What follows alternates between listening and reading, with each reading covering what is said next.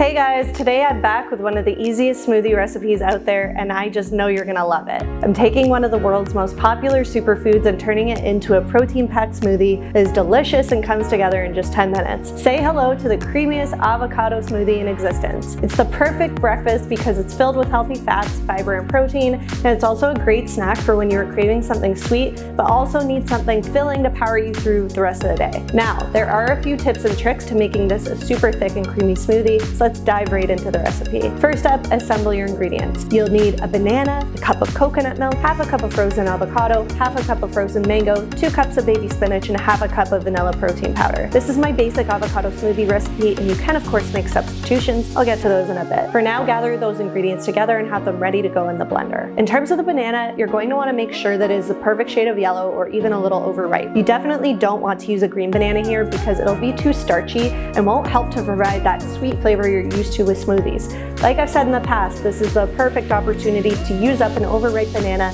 that you may not necessarily want to eat because the texture is off-putting. If you want to skip the banana, that's totally okay too. Sub in another half cup of sweet fruit that you do enjoy, such as pineapple, or you could double up on the mango. Now, the coconut milk. You want to make sure you are using the stuff you get in a carton, such as the brand Silk. Always look for the unsweetened kind to minimize the calories and sugar. If all you have is canned coconut milk at home, you can definitely use that to get the coconut flavor, but you don't want to use an entire cup as it's way fattier and has a lot more calories. In this case, it makes more sense to use about a quarter cup and then sub the rest with water. If you're not a coconut fan, you can also use almond milk, cashew milk, soy milk, or even just water will do. Add your banana and coconut milk to the bottom of your blender first so that you can ensure a more even blending experience. Those will start to blend together easier so you aren't having to turn off and unplug your blender to stir all the ingredients a bunch of times. Once you've got those 2 ingredients added, now's the time to add your frozen avocado and mango. I use frozen avocado to make this smoothie extra creamy, and you can totally use fresh avocado instead. Same with the mango. I like the frozen kind to get that thickness and creaminess,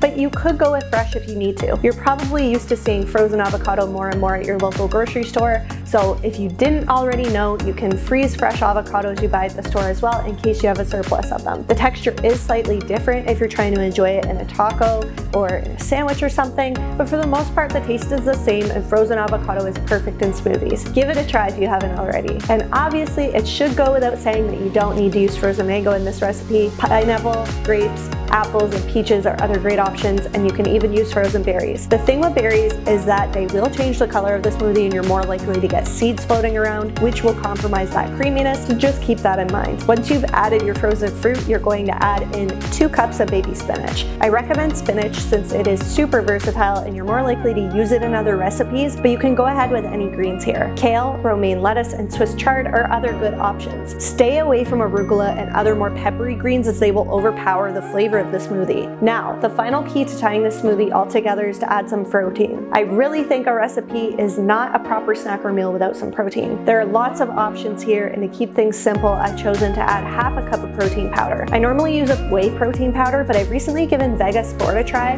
because it's a vegan protein powder made of pea and pumpkin seed protein. It's pretty good. When looking for protein powder, you'll want to ensure it's around 150 calories and 25 to 30 grams of protein per serving, as well as 1 gram of sugar or less per serving. If you want to avoid protein powder altogether, you can totally add other protein sources as well, such as Greek yogurt, hemp hearts, or chia seeds. I've even seen people recommend adding egg whites to a protein smoothie, but I'm just not sure that I can co-sign on that. Once you've gotten everything added to the blender in the special order I just took you through, you are ready to blend. Start by blending on low and then work your way up to a higher speed. Hopefully you'll avoid having to turn the blender on and off and unplug it a bunch of times to stir everything together. But this will be a thick smoothie, so some stirring may be needed. Now, the smoothie serves 2. If you're looking to make 1 smoothie, be sure to cut all the ingredients in half. You can actually do that on my site as I provide the option for you to change the number of servings in my recipe card. If you do want to make 2 smoothies at once, one to enjoy now and one to enjoy later, then you can totally refrigerate the leftovers for a couple days. Because you're using frozen fruit, the thick texture may dissolve a little bit, but the creaminess should definitely still be there. Enjoy within a day or 2 of making the smoothie and store in a lidded mason jar for best results. You're looking at about 282 calories and 20 grams of protein with this avocado smoothie, so it's perfect for breakfast or snack. You choose. I've linked to the full recipe below this video, and I've also linked to some other smoothie and protein shake recipes if you're looking for more flavor combos to up your healthy snack game this year. Thanks so much for tuning into this video, and if you're looking for more healthy ideas, I've got you. Just hit the subscribe button at the end of this video, and I'll see you in the next one.